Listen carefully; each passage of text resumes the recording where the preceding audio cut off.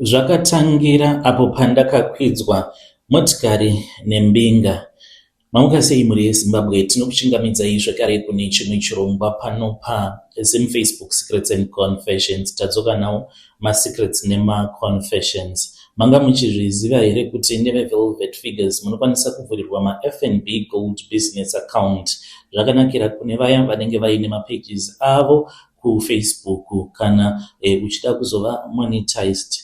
Unokwanisa kuva monetized uchizoshandisa PayPal uchilinka neFNB Gold Business Account. So link ririmo mucomment section muvabate veVelvet Figures. Regedzei tibva tapinda mumamessages edu atadzoka takakubatirai.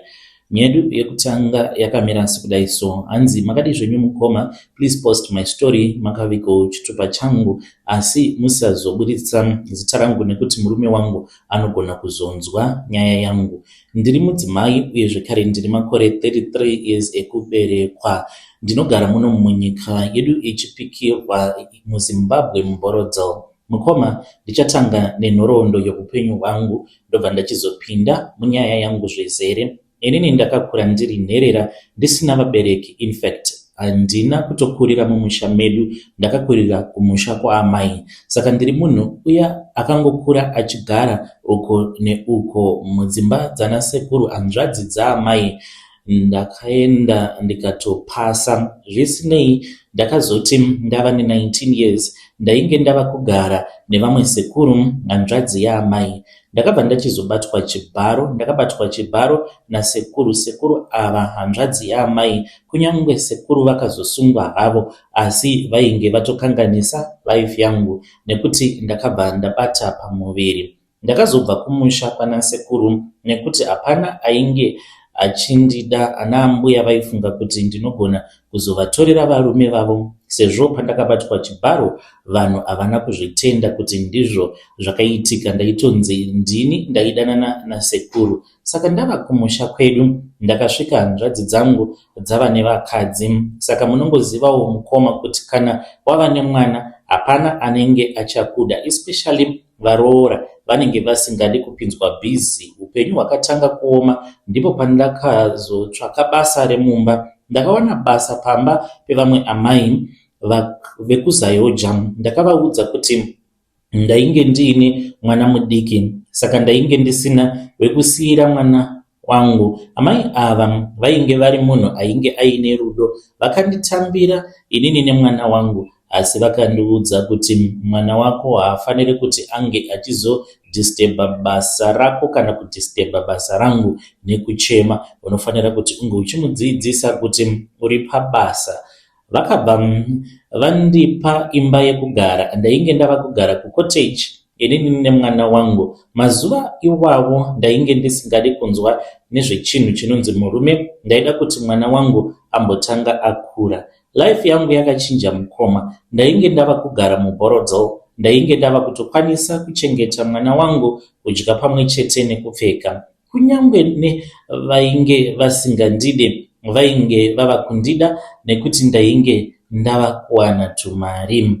Semunhu wenyama, kunyange wakarwadziswa zvinengei, unozongogumisidzirawo wava kungodawo murume. Ndainge ndava pakutsvaka, asi ndaida munhu anozoda mwana wangu. Makange muri muna 2024, ainge ari masikati. Ndainge ndichida kuenda mutown. Ndakamirirwa nemotikari Benz. Ndichitofamba kutoenda hangu kubus stop. Mota iyi yaiva nemukomana aivemo. Akanditi, sister, muri kuenda kutown here? Ndikati eye. Zvikanzi pindai ndinonokusiyai mutown. Semunhu ainge atowana transport padhuze, nekuti ndaishandisa maprivate cars kana ndichida kupinda mutown, ndakabva ndatopinda mumota. Ndava mumota yemukomana uyu. Takatanga kutaura nyaya kusvika vazondikumbira manumbers. Ndakabva ndavapa mafone numbers angu, iniwo ndikabva ndatora namba dzake. Takazotanga kutaura kusvika tazotanga kudanana. Asi tisati tatanga kudanana, ndakamuudza kuti ndine mwana wangu, asi iye akanditi ainge asati amboroora, but ainge asina basa nazvo zvokuti ndine mwana. Chaainge achingoda inini chete. zvandiri musi ndakafara mukoma nekuti ndakati kwaari nezvandiri izvi ungandida here? Akati ehe, zvauri izvozvo ndo zvandiri kutoda pauri. Ndakafara zvisingaiti, ndikati Mwari madayira minamato yangu, asi handina kuziva kuti ndiwo ainge ari mavambo ekuoma kweupenyu hwangu. Tava murudo nemukomana uyu, zvinhu zvake zvose akazviita so fast. Mukomana uyu akabva ati ainge ava kuda kundiroora. Iniwo semunhu ainge akura ndakabvuma nekuti ndiyo yainge iri opportunity yekuti ndiroorwe ndikwanise kubviswa kunyadziswa. Saka mukomana asati abvisa mari ndakamuudza kuti mwana wangu ainge ari wasekuru, hanzvadzi yaamai avo vakandibata chibharo. Iye akati ainge asina basa nezvose, chaaingoda inini sezvandiri. Ndakazosiya basa pamba paamai vekuzayoja vaya pandaishanda. Ndakavaudza kuti ndainge ndafunga kuda kuroorwa, asi amai ava ndisati ndabva pamba pavo vakandiyambira vakanditi marriage hachisi chinhu chiri easy kupinda machiri, especially these days dzatiri kurarama. Unofanira kutanga wanamata zviya zvechizayojeni zvekuti mukadzi akanaka, murume akanaka anobva kuna Mwari usati wapinda mairi. Ndikati amai ava vagere zvakanaka apa, vari kundidiscourage kuenda kumarriage. Vakaenderera kumberi vakati varume vemazuva ano, especially muno muBhorodzall, vamwe vacho vanogona kunge vari masatanist. You need to be very careful. Saka ndakatoona sekunge amai ava vainge vava kuda kundiitira jealous as a maid wavo. Vava kutanga kufunga kuti saka maid uyu anenge atovawo landlord muno muBhorodzall. Saka ndakaona sekunge vainge vava kundiitira jealous nekuti ivo vainge vaine vana vainge vatokura, asi vana vavo vainge vasati varoorwa. Sezvisinei ndakazobva pamba paamai ava, asi ndainge ndava kutovavenga. Ndakazosvika kumusha ndakazozivisa hama dzangu vana mukoma nababa kuti ndainge ndawana mukuwasha. Ndakaroorwa ndikabvisirwa mari, mazakwatira emari, hapana chakasara pamarooro angu. Ndakazobva kumba kwedu ndikauya ndikatanga kugara muBhorodzall nemukomana uyu. Ndiye ava murume wangu ndinogara mubig mansion, imba ine 24 rooms, asi pamarumu ose awa ari 24 ndine marumu maviri andakanzi ndichisvika handibvumidzwi kupinda mumarumu awa handisati ndakambomaona akavhurwa kana windo zvaro, anongogara akavharwa. Naiye murume wangu haapinde murumu umu pose pose, anopinda apo neapo. Saka ndaifunga kuti maybe ndimo munogona kunge muine sefa yemari, sezvo murume wangu ari muzvina bhizinesi. Saka iye zvino ndatova negore nehafu ndichigara nemurume uyu. Handina mwana naye nekuti kubva titange kugara tose haasati ambondibata kuti tiite bonde tose. Inini ndinotorara kurumu kwangu, iyewo anorara kurumu kwake. Iye zvino zvatova ne6 months ndava kusangana nedambudziko rekuti ndava kuita maronda pasikarudzi yangu, kuita sekunge munhu uyo anenge aine siki. Dambudziko iri rakatanga mushure mekunge ndava kupota ndichirota ndichiitwa mukadzi nenyoka. Saka pandairota hope idzi ndaifunga kuti maybe kungorotawo hope. Ndakazoziva kuti pane something zviri kuitika, ndava neurwere. Saka ndakaudza murume wangu nezvedambudziko iri. Akadaidza dokta, ndiye ari kuongorora ropa rangu. Saka ndinotorwa ropa after every 2 days zvichinzi riri kuenda kulab, but kana raenda kulab ikoko panongoitika mamwe madisturbances, nekuti murume wangu iye anoti vana chiremba vari kutaura zvisiri izvo. Ari kundimanikidza kuti ndige ndichibvuma kuti ndine sick. Ropa parakaenda kulab zvakanzi haisi sick, asi murume wangu kunyange zvake asiri dokta, asina kumbodzidzira zveudokta, akati hai isiki yauri kurwara nayo. Mukoma ndinobayiwa majekiseni almost every after 2 days ndichitorwa ropa mumuviri wangu. Iye zvino dzimwe nguva ndinonzwa kuti handina simba. Ndinokwanisa kuti kana ndikasimuka nekukasika ndinokwanisa kana kutowira pasi. Handizofenti zvangu but ndinotodonera pasi nekuti ndinenge ndava kunzwa dzungu. Izvi zvinoitika kana kuri kunzi ndikasimuka nekukasika. Apa murume wacho akandiroora dzimwe nguva anokwanisa kungoti uri kurwara here iwewe? Hausi kurwara.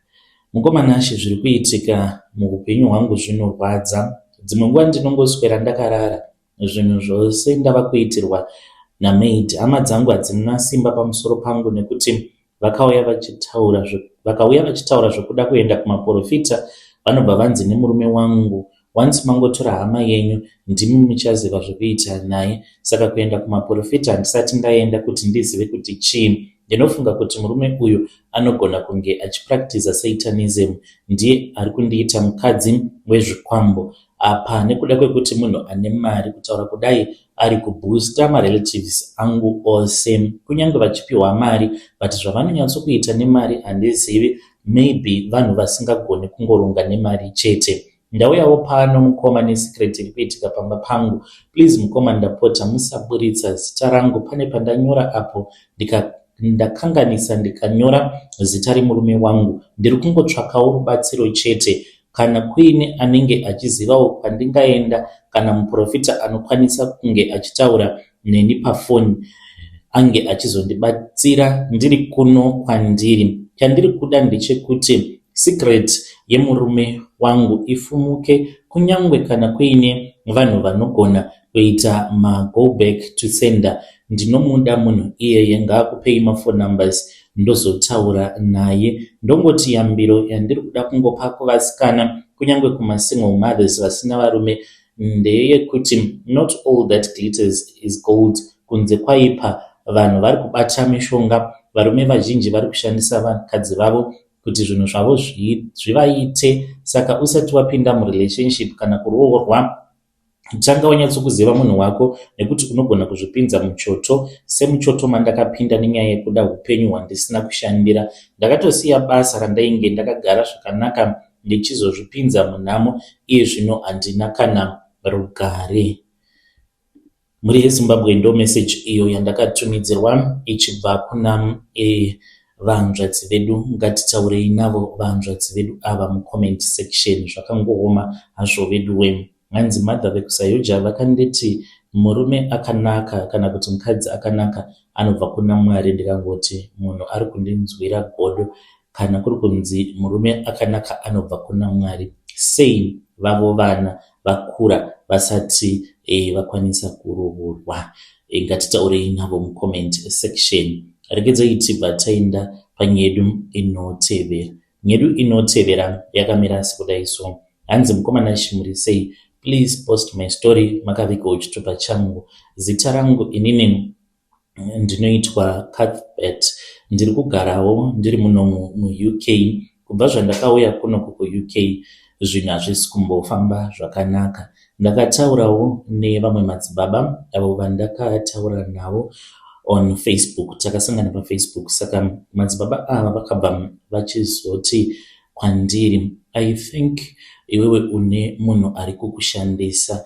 Handina kukwanisa kuzvigamuchira mushure mekunge ndaudzwa kuti pane munhu ari kundishandisa anondinzwira godo. Saka ndakazoti ndakwanisa kudzokako kumba, vakandikurudzira kuti ndinge ndichisvika kuSoweravo.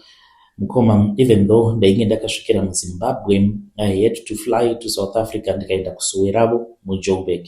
Saka ndichitaura navo, mukoma, vakange vasingazvizivi according to what I thought, sezvo ndainge ndichitaura navo nemafoni numbers ekuZimbabwe.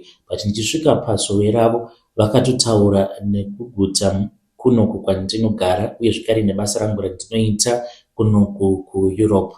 Vakabva vanditi une mukadzi wawakambofambidzana naye. Mukadzi uyu akarwadziwa neprogress yawava kuita muupenyu. Ndikati akazviziva sei kuti ndine progress yandiri kuita muupenyu? Vakati nesocial media anotokufollowa kuFacebook kwako, and anoti kana akaona sekunge waita progress anoita kuti usakwanisa kuzobudirira muupenyu. But madzibaba havana kundiudza kuti munhu wacho ndiani exactly. Saka ndizivi kuti vakangoita fembera here kana kuti chiprofita chavo ndechechokwadi mukoma. Asi kana ndakatarisa upenyu hwangu zvinhu hazvisi kumbondifambira.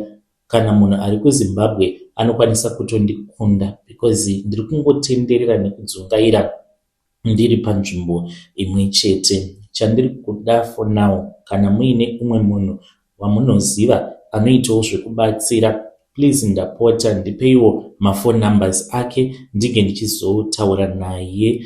Please ndapota, kunyange avo vanenge vachiziva vamwe vanhu vanobatsira, mungava muri munomu muUK, you can give me mafone numbers kana kungondiudza kunowanikwa vanhu vanoita zvekubatsira munomu ndoenda. Because kubva zvandakauya kunoku ndikangoti pandakatanga kuposta mapictures ndiri kuno kuUK ndopandakangoona kuti upenyu hwacho hwakange hwatongooma. Mistake yekuzotora credit card iroro ndiri kutadza kubhadhara. This was after ndamboedzawo kuita kaproject kekupfuwa kumusha ndakanyora 2bed. Saka I discourage people from posting on social media. Handizivi, maybe madzibaba vari kungoita guesswork, but guesswork yavo yekusvika pakuziva kuti ndiri muguta ripi ndo zvakandishamisa. Muri yeZimbabwe ndo message iyo yandakatumidzerwa ichibva kuna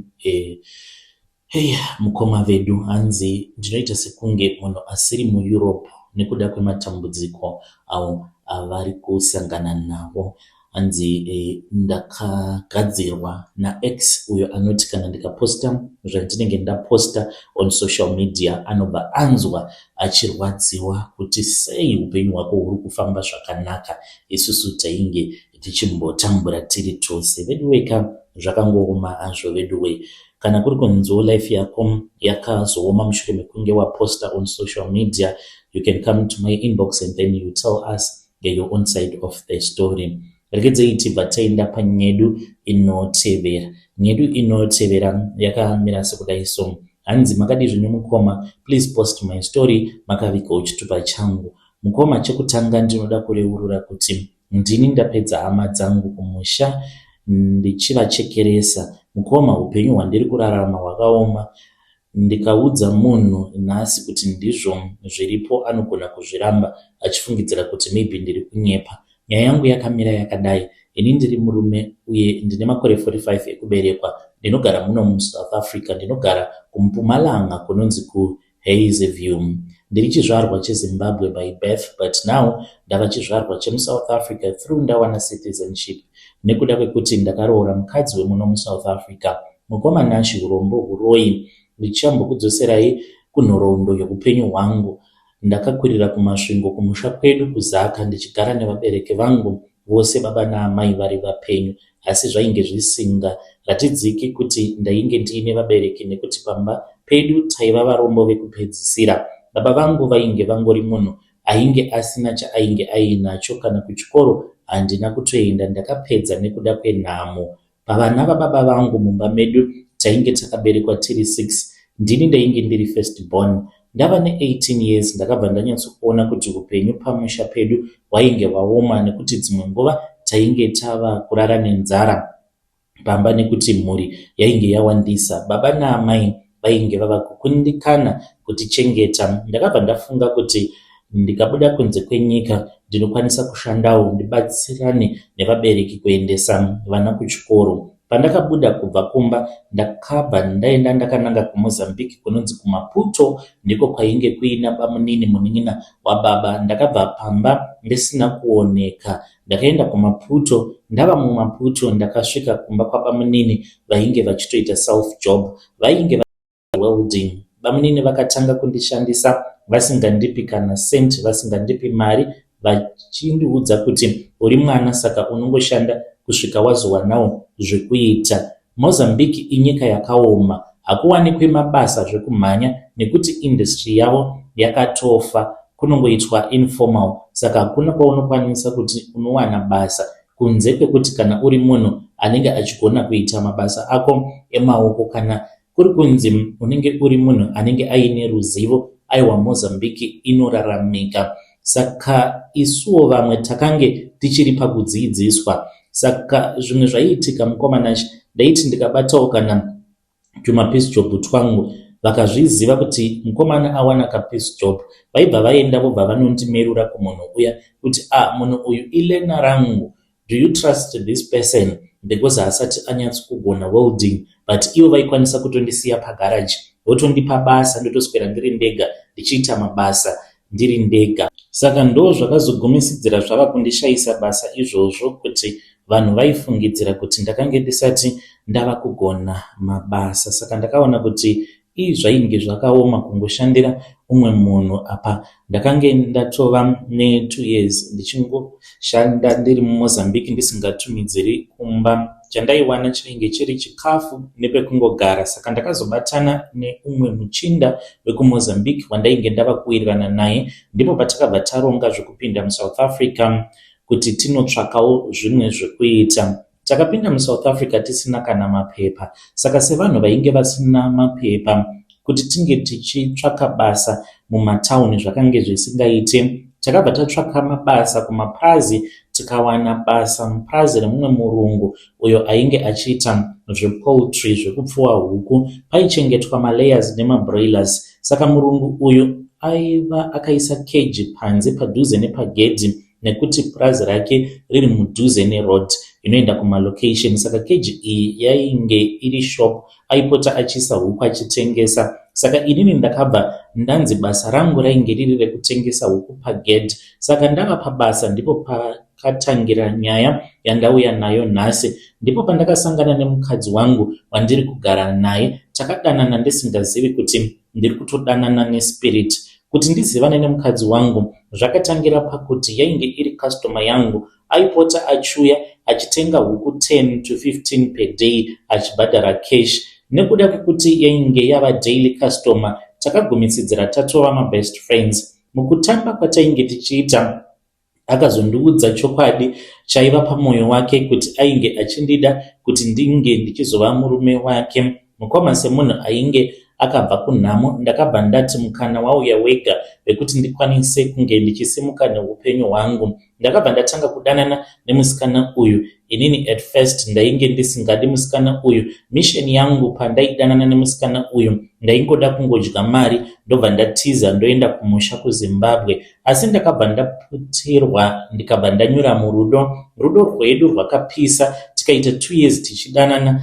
Zvese zvandaida ndaipiwa. Ndakabva ndatosiya basa repapurazi. Upenyu hwangu hwainge hwachinja. Ndainge ndava kutokwanisa kuchengeta hama dzangu. Ndava kufamba nemotikari dzinoyera. Musikana uyu akazoti mazuva edu tichidanana awanda, ndinoda kuti iwewe neni tinge tichizoroorana. Asi tisati taroorana tinofanira kutanga taenda kunoona gogo vangu toita traditional wedding yedu. Kana tapedza traditional wedding yedu then tozoita mumwe muchato. Asi traditional wedding tinoitiswa nambuya vangu nekuti ndichiri mhandara. Mhiko dzangu ndedzekuti handifaniri kurara nemurume anenge asina approval yaambuya vangu. Semunhu aida mari plus ndainge ndanyura murudo, asi chandainyanya kuda chete kwaiva kutora mari. Saka takabva tachizoenda kuri kumaruzevha emuno kuHazyview ndiko kunogara mbuya vake. Takasvika tikavaona vakanditi muzukuru wangu akandiudza kuti awana murume, so ndinoda kuti muchate. Asi muchato uyu muchauita na12 midnight jongwe risati rakukurudza. Wopfekedzwa ring. Pava pakati peusiku ndakamutswa. Zvinhu zvose zvainge zvatova ready ndikachatiswa. Ndiri pamusoro pejira dzvuku ndakapfeka suit yewhite. Mukadzi wangu ainge akapfeka white gown pamuchato. Ndini ndakapfekedzwa ring. Ndikanzi handibvumidzwi kubvisa ring iyoyo zveupenyu hwose. Once ndangobvisa ring chete ndipo panenge paperera upenyu hwangu. Saka after that midnight wedding, fast forward, ndakazoroorana nemusikana uyu tikatanga kugara tose. Takazochata muchato wekukoti. Muchato wekukoti wainge uri wekuti ndikwanise kunge ndichizotora citizenship yemuno muJoni. Patakachata kukoti ndipo pandakatanga kunyatsokufeisa reality yekuti ndakange ndatoroora dhimoni. Zvakaitika at the first day ratakatanga kusangana ndezvekudai, ndainge ndiri panguva yeromance ndisina kupfeka, ndikatanga kunzwa kuyamwiwa kunhengo yangu. Ndakavhunduka, pandakatarisa ndakaona kuti kuzasi kwemukadzi wangu kuchibuda nyoka yakanga iri yewhite. Zvinhu izvi ndakatozviona nemaziso angu zvichiitika. Saka nyoka iyi yakazobuda, tikaita bonde. Tapedza yakabva yadzokera yega. Tapedza kuita bonde akanditora tikaenda mune imwe room ine nyoka 3 hombe dzinotorara pabed. Nyoka idzi dzine nguva yekuti dzinorutsa mari, saka nyoka idzi dzinorarama neropa rehuku. Inini basa rangu ndini ndava kutofidha nyoka everyday. Ndinobuda kuenda kunotenga huku dzekupa nyoka. Mukadzi wangu kuvanhu anozviti anoita zvemanjuzu, saka vanhu vakawanda vanotouya vachibatsirwa naye. Mundevele ari mundevele wemuno muSouth Africa, nekuti ndiye leader, asi simba rake haribvi kunjuzu, rinobva kunyoka. Saka vanhu paya pavanenge vachienda kurwizi vachiti vari kupemberera zvemanjuzu, vanenge vachitonorombesewa naye, uye zvekare guku vake vanoita zvekurombesa. That's why muchiona kuti vakadzi kana varume ana manjuzu havakwanisi kuita dzimba dzinomira, asi ukavatarisa vanenge vari vanhu vanenge vaine chimiro chakanaka, vanenge vari vakadzi venyoka, ndiyo inenge ichivapa lake rekuti vange vachiita mari. Muna 2019 tainge tava ne10 years tichigara tose nemukadzi wangu,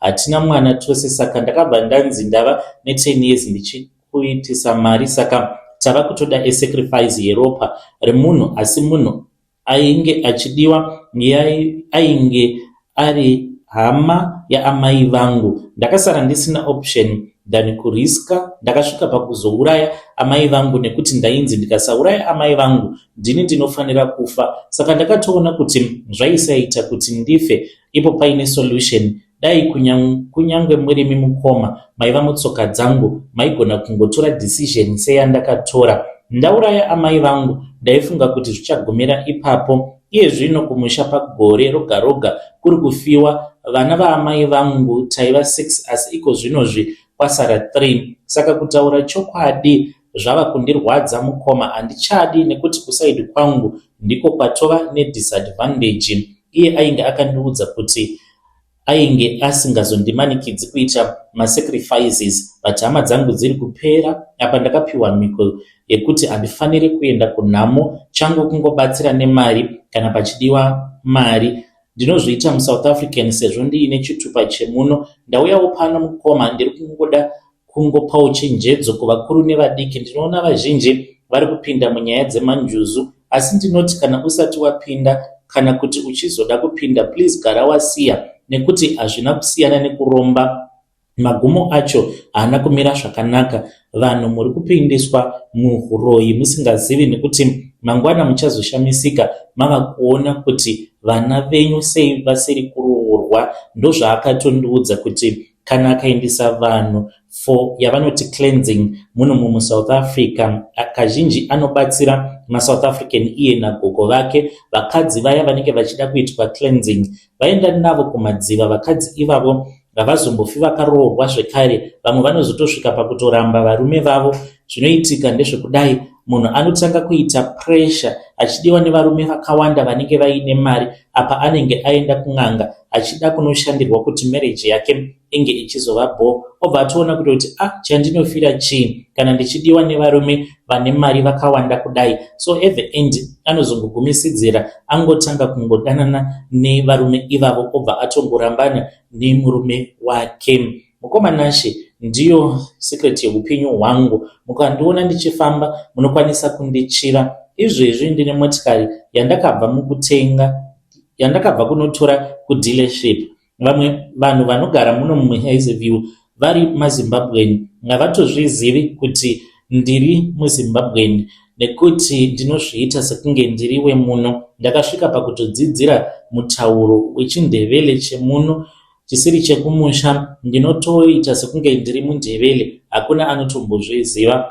Asi iyi mukoma iyi ndiyo inonzi chawakagona hapana. mari yacho ingori mari yekungodya naye manjuzu wangu uyu. Chandinoita kumba hapana, handina kana any development yandinokwanisa kuita nemari yose yandiinayo. Vazhinji vanokwanisa kundichiva, asi behind my smile ndine secret yandakatakura. Ndiri muno muSouth Africa ndaneta mukoma, handichadi, asi kusiya ndiko kunondinetsa, nekuti upenyu hwangu, mudzimai wandigere naye ndiyo foundation yeupenyu hwangu muno muSouth Africa.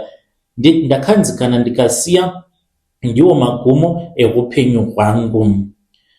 Muri yeZimbabwe ndo message iyo yandakatumidzirwa ichibva kuna mukoma vedu. Ngatitaurei navo mukoma vedu ava mucomment section. Zvakangooma hazvo vedu we, anzi kunemi vanoda kuzoita zvemanjuzu, please be careful, because unonogezeswa mumadziva, ubhabhatidzwa but uchitotorerwa zvipo zvako, wopiwa zvipo zvekuti unge uchizodiwa nevarume vakawanda chaizvo, ototi aiwa zvemanjuzu zviri kushanda, but hanzi in the end unozotanga kuzoita masacrifices. Let us speak with him in the comment section.